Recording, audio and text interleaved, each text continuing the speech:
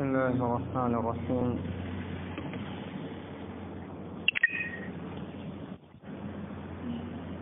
الحمد لله رب العالمين،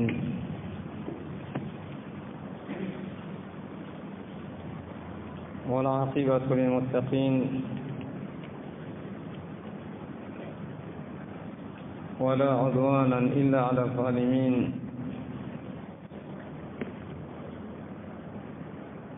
وأشهد أن لا إله إلا الله وحده لا شريك له ولي الصالحين،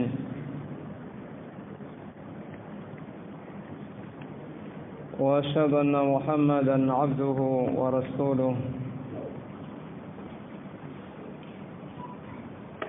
صلى الله عليه وآله وصحبه وسلم أجمعين. Kwanza kabisa tunamhimidi Allah subhanahu wa ta'ala kwa kutufikisha kuidiriki Ramadhan.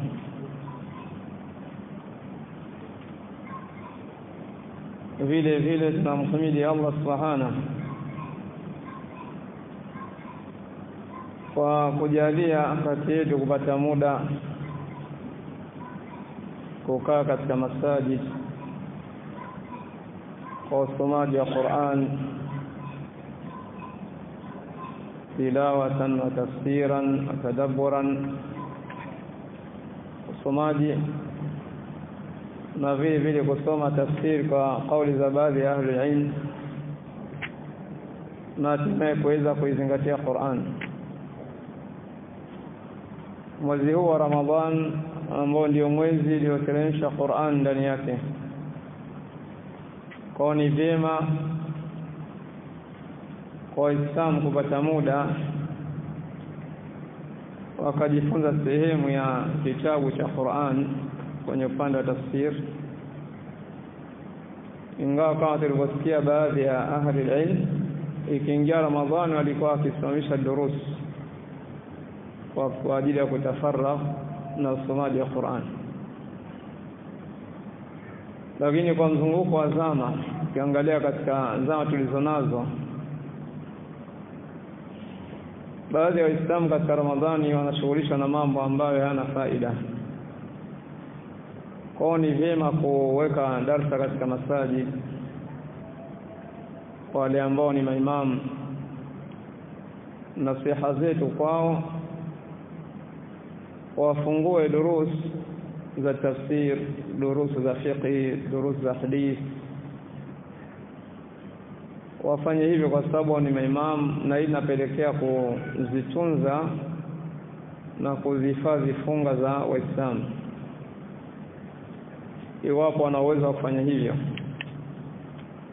kwa sababu tunagundua kwamba wengi katika maimamu wa masajidi wamekaa katika uimamu kwa ajili ya mishahara, au kukaa katika misikiti kwa ajili ya kuwatunzia Waislamu ibada zao.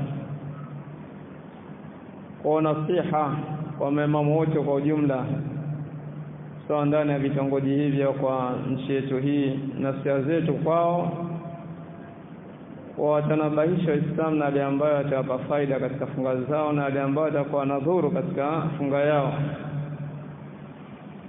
Na jambo kuu ambalo lina faida ni durus, kwa sababu elimu imejaza kila aina ya khair.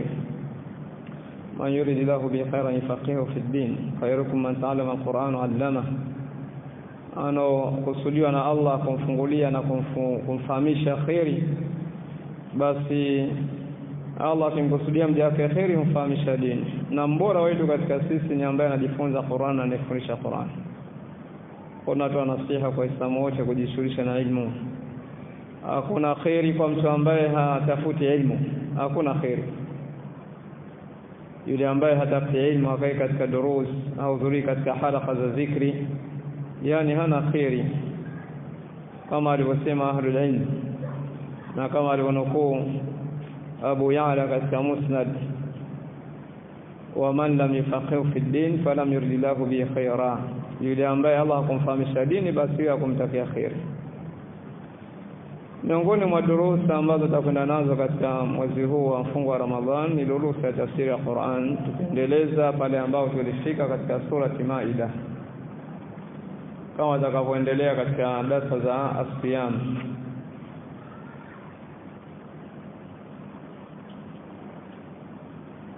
Bismillahir Rahmanir Rahim. واتل عليهم نبأ ابني آدم بالحق إذ قربا قربانا فتقبل من أحدهما ولم يتقبل من الآخر قال لأقتلنك قال إنما يتقبل الله من المتقين لئن بسطت إلي يدك لتقتلني ما أنا بباسط يدي إليك لأقتلك إني أخاف الله رب العالمين إني أريد أن تبوء باسمي واسمك فتكون من أصحاب النار وذلك جزاء الظالمين فطوعت له نفسه قتل أخيه فقتله فأصبح من الخاسرين فبعث الله غرابا يبحث في الأرض ليريه كيف يواري سوءة أخيه قال يا ويلتى أعجزت أن أكون مثل هذا الغراب فواري سوءة أخي فأصبح من النادمين من أجل ذلك.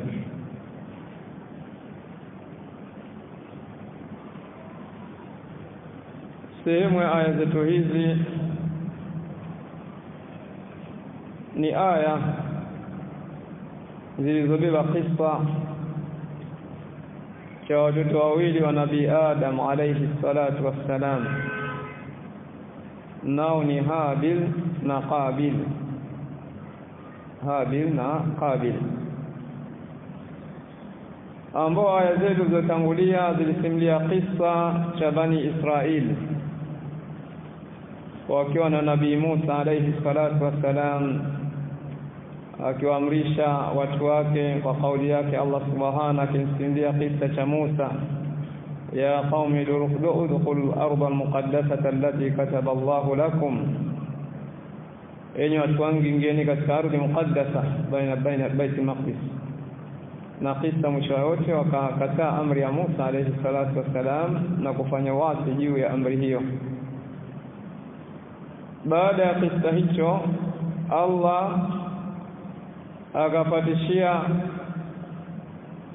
kisa hichi cha watoto wawili wa Nabii Adam alayhi salatu wassalam, ambao Imam al-Qurtubi rahimahullah akileta waji wa itisali baina hadhihi al-qissa wa baina al-ayat al-mutaqaddima, baina kisa hichi na aya ambazo zimetangulia katika kisa cha Musa. Amesema rahimahullah, wajhu al-ittisal al-aya bima qablaha, waji wa kuungana aya zetu hizi na zile ambazo zilizokuwa kabla yake, tambihu min Allah, ni ufahamisho kwamba Allah anafahamisha kuwafahamisha waja wake ala anna dhulma al-yahudi, kwamba dhulma ya Mayahudi waliokuwa nayo, wa naqdhahum al-mawathiq, na vile vile kutengwa kwao ahadi na mikataba wala uhudi, na vile vile ahadi ambazo wanaingia katika ahadi hizo, kadhulmi abnai au kadhulmi ibnai Adam, kadhulmi ibnai Adam, kama dhulma watoto hawa wawili wa Adam. Na maksudio ni Qabil, maksudio ibn Adam kwa maana ni Qabil ndio ambaye amefanya tukio la kumua Habil. قال الله تعالى واتل عليهم، الله amesema wasome, واتل عليهم soma juu yao hao, maana Mayahudi hao, some kisa kwa kile ambacho anafanya katika baghi na hasadi na dhulma. Wasome habari hii, naba ibn Adam, habari ya watoto wawili wa Adam. واتل عليهم نبأ ابني آدم بالحق، wasome habari za watoto wawili wa Adam kwa haki.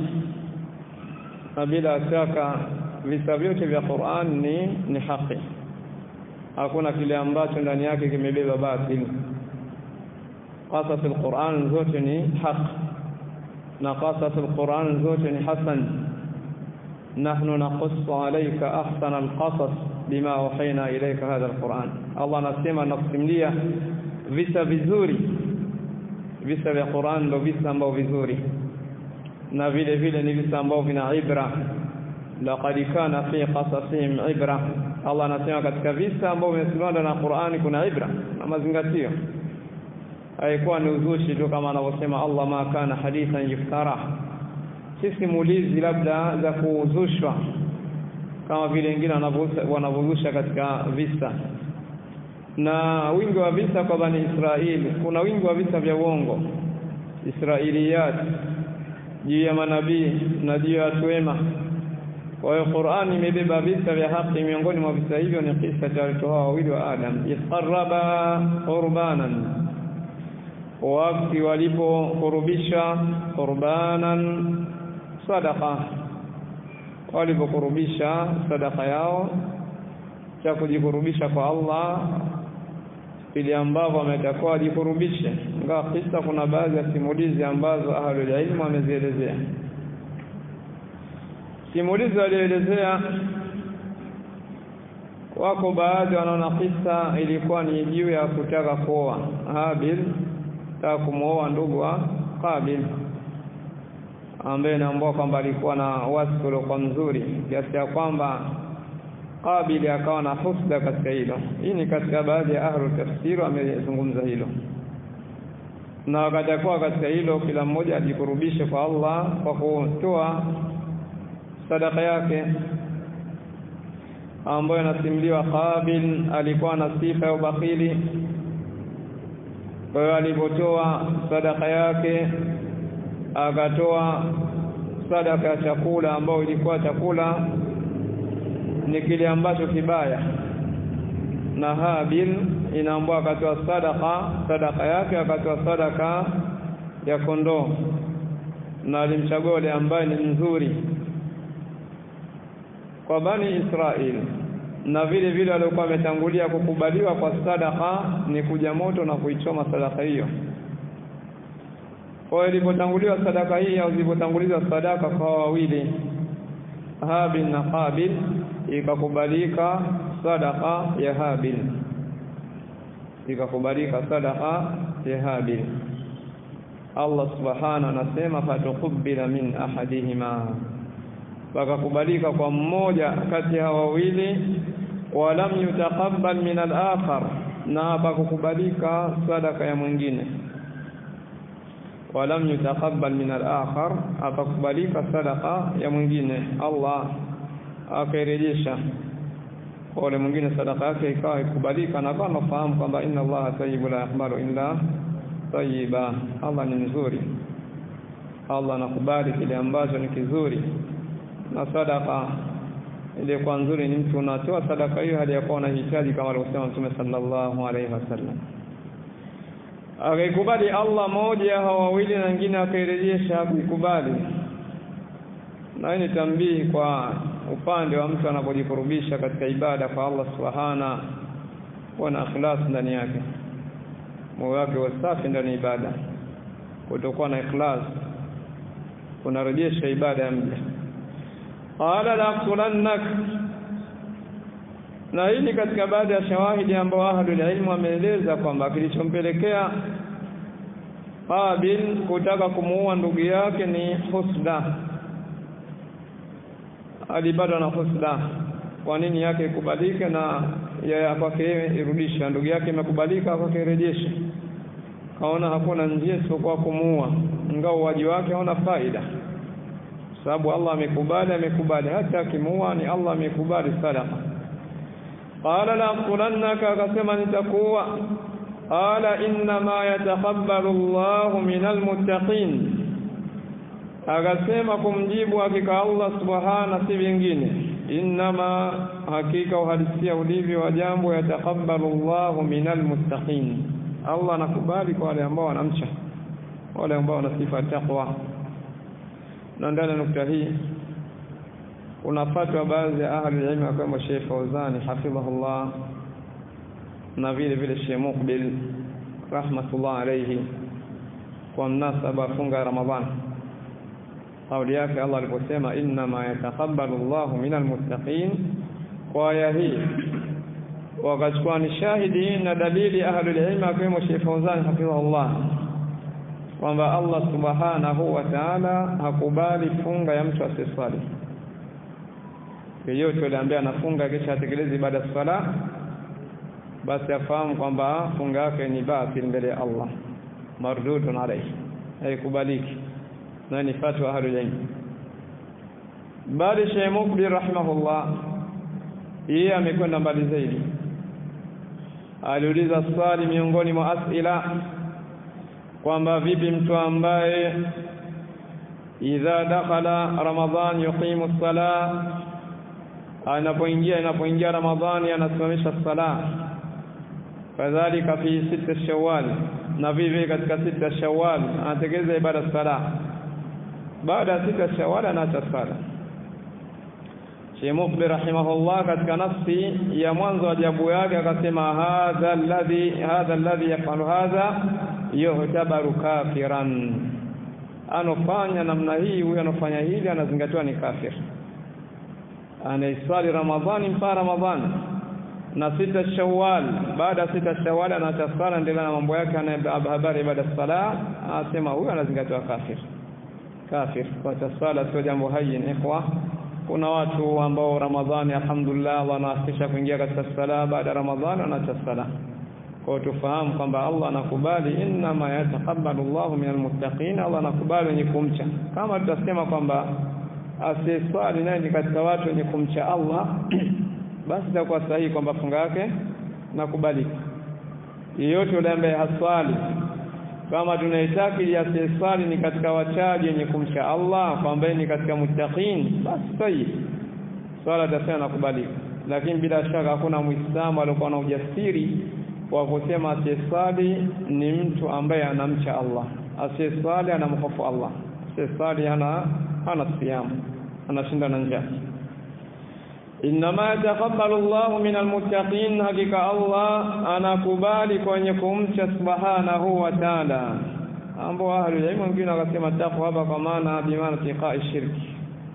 Ibn Atiyya rahimahullah asema taqwa huna bimaana ittiqa'i min ash-shirki, ni kule kujikinga mtu akawa mbali na shirki. Ama katika maasi wako ambao wanateleza katika hayo, akuteleza kwa kurejea kwa Allah na wakubalia tauba zao, kwa wakaichukua hapa kwa maana taqwa maksudi yake ni kujiepusha na shirki. Na hii akasema biijma'i ahli sunna, kwa makubaliano ya sunna ameeleza kwamba hapa kwa maana shirki. Ama Muislamu ambaye yuko ndani ya Uislamu inawezekana akateleza katika baadhi ya maasi na anafanya ibada zake zinakubalika, na maasi yake akitubia Allah anamsamehe. La imbasatta ilayya yadaka litaqtulani ma ana bibasitin yadi ilayka liaqtulak. Endelea kumpa nasiha na kumwelezea madhara ambao atayapata katika hilo, lakini kabla ya hapo akampa msimamo la imbasatta ilayya yadaka litaqtulani bimaana la inqasatta qatli, kama utakusudia la imbasatta ilayya yadaka litaqtulani, kama utakunjua mkono wako kuelekeza kwangu ili uniue mimi, kwa maana uko na kusudio la kuniua mimi, basi mimi niko kinyume na hilo. Ma ana bibasitin yadi ilayka liaqtulak, yani sikuwa mimi mwenye kunyanyua mkono wangu, kunyosha mkono wangu kwako ili nikuue wewe. Akampa msimamo kama huu, na hii ni katika hadithi ya Mtume sallallahu alaihi wasallam katika mambo ya kupigana watu, mtu na mtu, huyu anakusudia kumua huyu. Mtume sallallahu alaihi wasallam asema idha taqal muslimani bisayfihima falqatil wal maqtul fi an-nar, watakapokutana Waislamu wawili na panga zao akaamua kuuana, muuaji na aneuliwa wote motoni. Kiasi kama masahaba wakashangazwa na hili, sema Rasulullah hadha qatil fama balu al-maqtul, huyu ameua, naam, hukumu ya kwenda motoni kwake iko sawa kwa sababu ameua. Kwa vipi hali aliuawa? Kama balu maqtul, adoa na hali gani? Kuna kosa gani kwake? Mtume sallallahu alaihi wasallam akasema innahu kana harisan ala qatli sahibihi, hata huyu naye alikuwa na pupa, alikuwa na hirs ya kutaka kumua sahibu wake. lakini yeye sahibu wake amemwahi kumuua. Kwa hiyo nia ikazingatiwa kwa nia yao. Huyu alikuwa na nia kumuua na huyu ana nia kumuua huyu kwa nia yao hiyo. Ikachukuliwa hukumu ya nia aliyokuwa nayo kampelekea kuingia katika adhabu. Kwa hiyo huyu akajenga msimamo kabla ya tukio kwamba mimi sitonyanyua mkono kukuua. Kwa maana sina pupa lolote wala sina hirsi ya kukuua wewe. Inni akhafu Allah rabbal alamin, hakika mimi ninamhofu Allah subhanahu wa ta'ala rabbal alamin. Kama khofisha juu ya Allah subhanahu, lakini nafsi ilikuwa ni khabitha, akusikia nasaha za mtoaji wa nasiha, wala kuhofu juu ya adhabu ya Allah, wala kumhofu Allah subhanahu wa ta'ala. Mbali ya nasiha, moyo unapokuwa mchafu wa kubali nasiha. Moyo wote unapoingia katika hali ya kuwa na uchafu, nasiha za mtoaji wa nasiha zinaingia kulia na toka kushoto. Kwa akakufisha juu ya Allah, lakini la akabaki na msimamo wake. Inni uridu an tabua biismi wa ismik, hakika mimi uridu an tabua biismi, nataka urejee wewe na dhambi yangu mimi, wa ismik, na vile vile dhambi ya kwako, ambao istishkala hadhi aya, yani aya imetashkali kwa baadhi ya mufassirin. Wasa inni uridu an tabua biismi, kwamba mimi nataka urejee na dhambi ya kwangu. Wakati huo nasema kwamba alikuwa hana nia nini? Nia ya kumua. Hana nia hiyo aslan. Lakini anasema nataka urejewe na dhambi yangu. Dhambi inakusudiwa hapa, makusudio ni dhambi ya kuniua. Kwamba hili jambo la kuniua, dhambi ya kuniua kwangu mimi, unaponiua basi unarejea na hiyo dhambi. Na kauli yake wa ismuk, na vile vile urejee na ismik, na dhambi ya kwako. Dhambi ya kwako ahlul ilm amesema madhambi ambayo alikuwa ameachuma Habil kabla ya dhambi ya kumuua Habil. Dhambi ya kwake kwa ni dhambi ambazo yuko nazo Habil, ukitoa dhambi ya kumuua Habil. Kwa jambo la kusema uridu an tabua bismi, nataka urejee na dhambi yangu kwa maana hii dhambi ya kuniua hii unabeba, sababu sina kosa la mimi kuuliwa. Na kauli yako ismik, dhambi yako kwa maana dhambi zako zilizotangulizwa huko nyuma vile vile unabeba. Na hina maana katika haya kama vile alipokwenda baadhi ya wanachuoni na akarajihisha hivyo kwamba sio maana sahihi kwamba mtu anapomuua mwingine katika uwaji wake ule wa kukosea, basi dhambi zote za yule aliyeuliwa au dhambi zote za aliyemuua anabeba nani?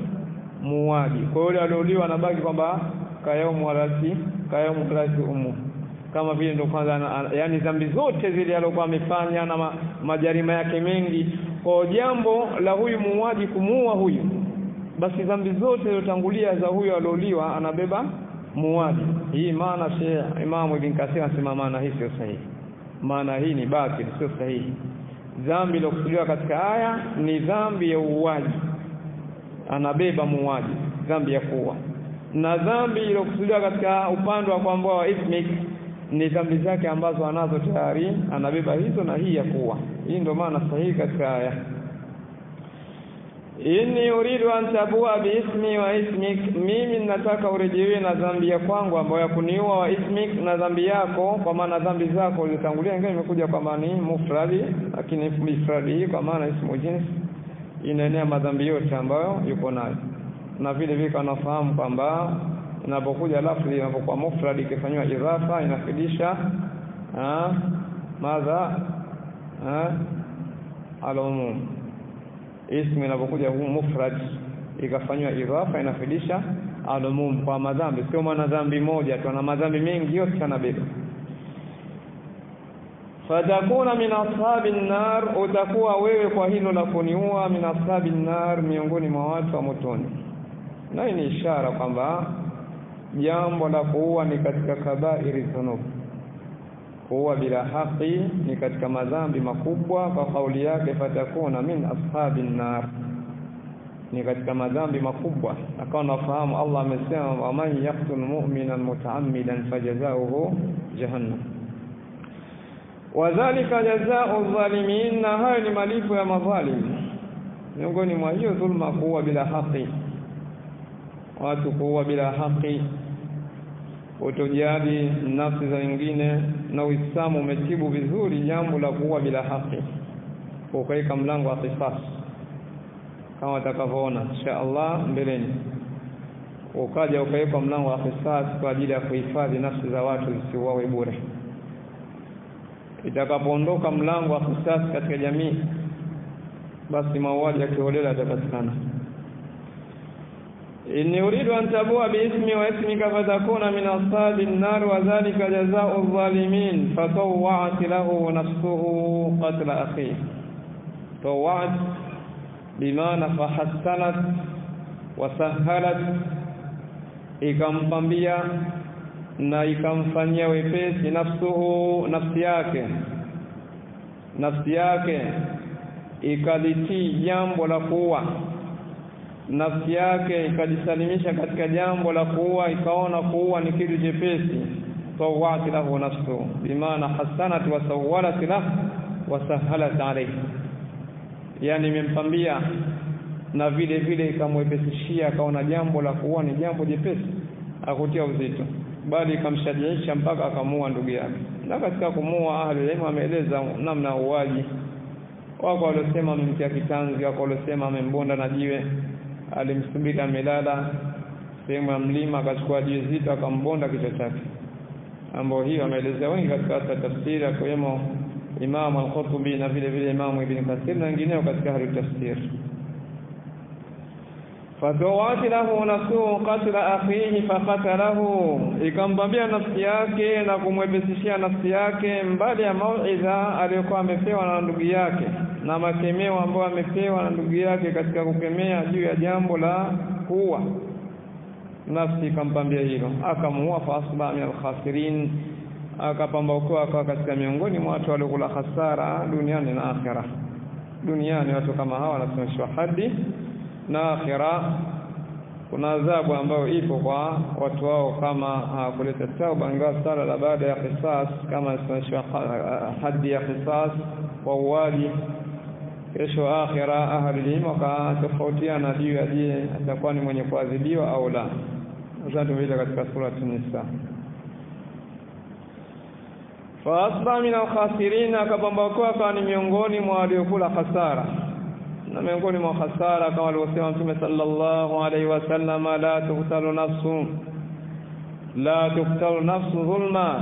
Hailuwi leo hii hakuna nafsi yote inauliwa kwa dhulma. Mtu anapouliwa kwa dhulma, illa kana ala ibn adam awwal kiflun min, so kwa mwanadamu wa mwanzo anakuwa na dhambi kutokana na hilo la uwaji au kiflu min damiha, anapata dhambi katika damu inomwaga, li'annahu awwala man sanna al-qatl, kwa sababu ndio mwanzo alileta sunna kuwa.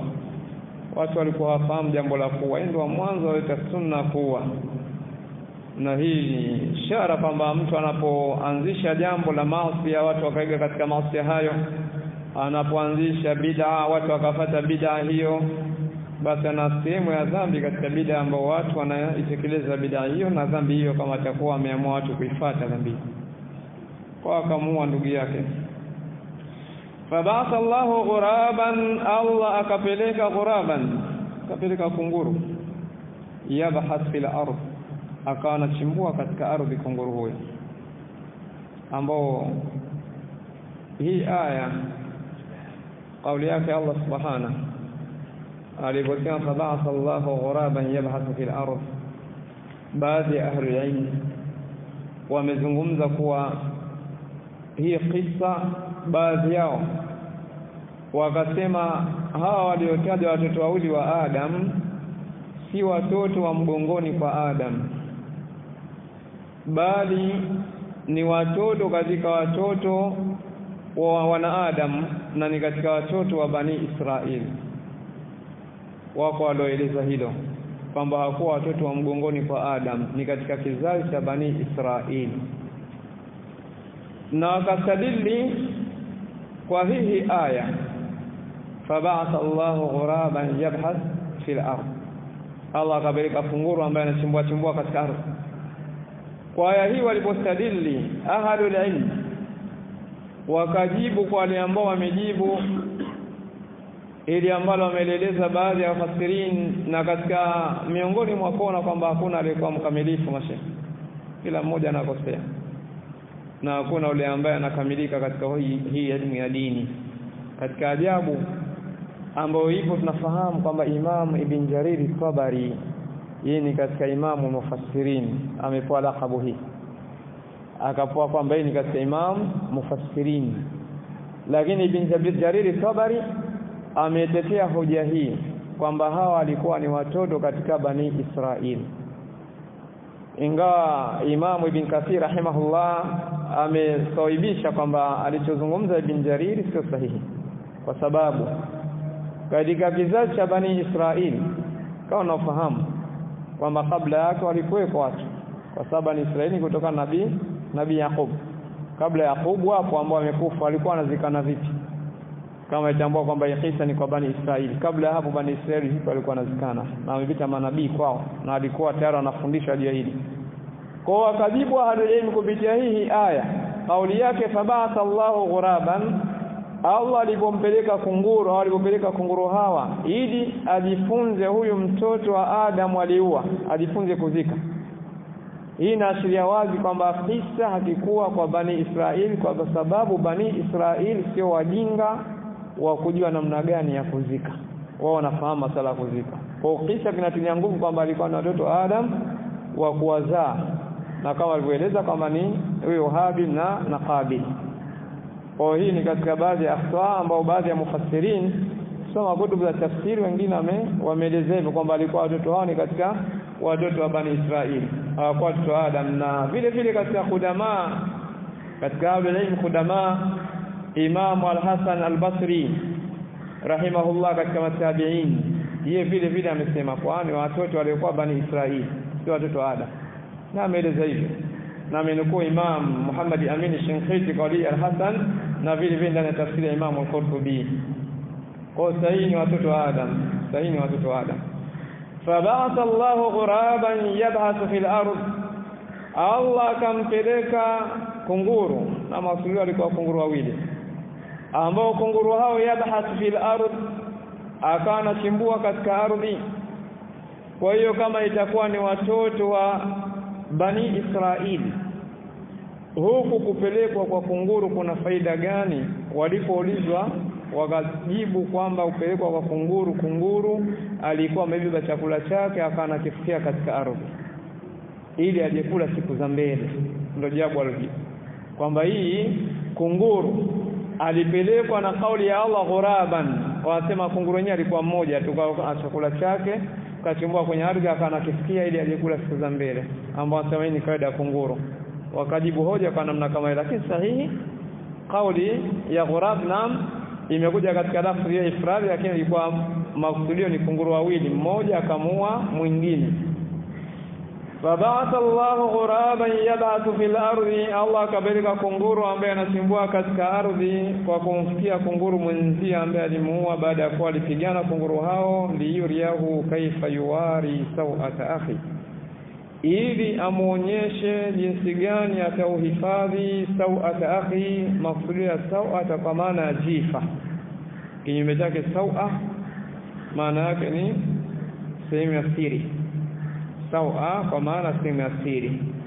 Wakaeleza kwa imetumika sawa kwa sababu baada ya kumuua alimwacha bila hifadhi yote katika jangwa. Baada ya kuwa ameshamua akamemwacha kwenye jangwa bila stara yoyote. Kwa Allah akampeleka kunguru ili amuonyeshe kaifa yuwari sawata akhi, jinsi gani ataustiri na kuhifadhi mwili maiti ya ndugu yake, jinsi gani atahifadhi. Na aya hii imetoa isharati kwamba wanadamu wana sifa ya kuzikana, lakini haikueleza jinsi gani ya kuzika. Kwa marji'i na ubainishwaji wa aya ni kurudi katika sunna kwamba vipi mtu anazika. Kinyume chake kama kunguru kumfukua alafu kwa kumfikia kunguru mwenzie anafanyaje? Anafikia, na maana anafikia anamtupia tu madongo. Kwa kama itachukuliwa haya kama ilivyo ufikiaji wa kunguru, ina maana tuchukue maiti zetu tuchimbe shimo kisha tuweke tumwagie tu udongo juu yake, ambao sio sahihi. Kwa jambo la kuzika marji yake ni katika sunna, Qur'an imekuja ishara kama hii na vile vile kauli yake Allah subhanahu wa ta'ala thumma amatahu fa akhbara. Baada hapo Allah anafisha mwanadamu anamuingiza kabrini. Ni ishara uzikaji, washaji wa mayit, uzikaji wa sanda na vile vile uingizaji katika kabri, yote ni kurejea katika sunna. Na ndio maana ahlul ilm wakaeleza kwamba sunna tufassiru al-Qur'an. Sunna ndio inatafsiri Qur'an. Sunna tufassiru al-Qur'an wa tubayyinu, na inabainisha Qur'an. Na Allah subhanahu wa ta'ala amemjalia Mtume sallallahu alaihi wasallam kwamba ni mbainishaji wa kubainisha Qur'an. Qala ya wailata, akasema majuto ni ya kwangu. Ya wailata kwa ni tamko la kujutia. Ajatu ana kuna misla hadha alghurab, hivi nimeshindwa mimi kuwa mfano wa kunguru huyo, nisiwe mfano wa kunguru huyo. Fa uwaria sawata akhi, nikaustiri na kuhifadhi mwili wa ndugu yangu. Na maksud kusema kwamba sawa kwa maana jifa. Fa asbaha minan nadimin, akapambakuwa akawa ni miongoni mwa watu ambao wanajuta kwa dhambi ambayo ameifanya. Na nadama hapa haina maana ya tauba. Nadama huna laysat bi maana tauba, kwa sababu tauba kana ufahamu sharti ya tauba ni nini? Ni nadama. Lakini hii haikuwa na maana kwamba alikuwa anajuta kwa maana akanatubia kwa Mola wake na kumwomba Mola wake amsamehe. Hakuwa na maana hiyo. Alikuwa anajutia kwamba ujutiaji tu ule kwamba amemua ndugu yake, anajutia juu ya tukio la kumua ndugu yake, lakini hakujutia dhambi ya yeye kuwa. Na kwa maana hii Qur'an haikuashiria kwamba Allah alitangaza tauba ya Qabil baada ya kumua Habil. Kwa hiyo nadama hapa isichukuliwe kwa maana ya kujutia kwa dhambi, kwa maana ameleta tauba katika dhambi. Wallahu a'lam, walhamdulillah. Naam.